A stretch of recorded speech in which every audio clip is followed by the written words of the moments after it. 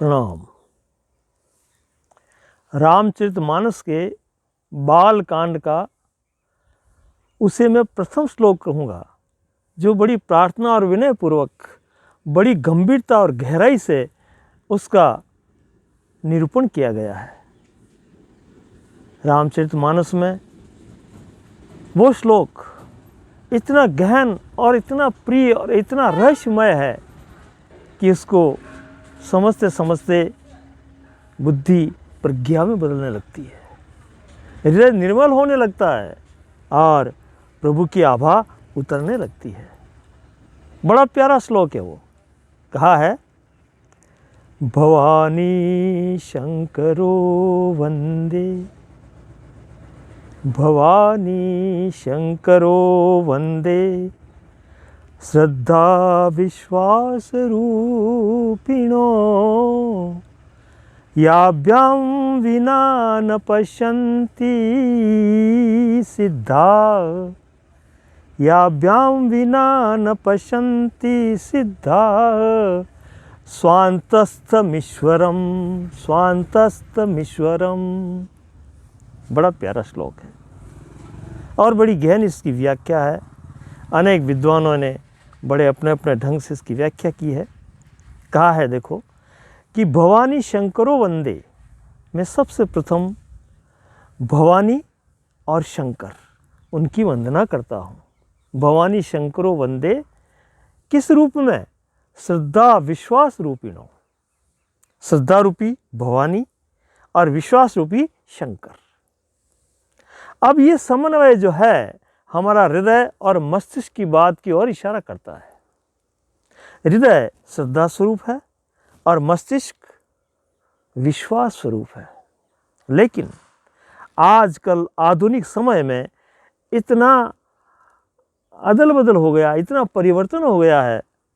विचारों का देखो, व्यवहार का देखो, संस्कार का देखो, बहुत कुछ परिवर्तन हो करके और बुद्धि तार्किक हो गई है, शंकालु हो गई है, संदेहप्रद हो गई है। ये मस्तिष्क एकाएक विश्वास नहीं करता, बड़ा सतर्क हो गया है और सतर्क रह करके भीतर से भीतर भयभीत भी है, क्योंकि विश्वास नहीं है। तो भवानी शंकरो वंदे, श्रद्धा विश्वास रूपिणो। श्रद्धा भवानी के रूप में हृदय के भीतर यदि हमारे भाव परिपूर्ण है, हृदय परिपूर्ण है और मस्तिष्क परिपक्व है, तो जाकर के दोनों की समानता बैठ जाती है, सामंजस्य होता है और उस सामंजस्य में ही वो प्रज्ञा प्रकट होती है जो इस अलौकिक रहस्य को समझ पाती है। वरना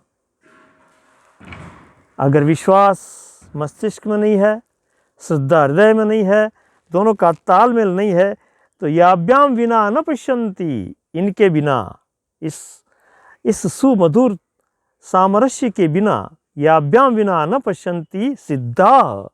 चाहे वो किसी और क्षेत्र में कितने भी सिद्ध हो जाओ, कितने भी कुशल हो जाओ, विज्ञान में हो जाओ, तर्क वितर्क में हो जाओ, पांडित्य प्रदर्शन में हो जाओ, लेकिन इन दोनों का जब तक समन्वय नहीं बैठेगा तब तक याभ्याम विना न पश्यन्ति सिद्धा।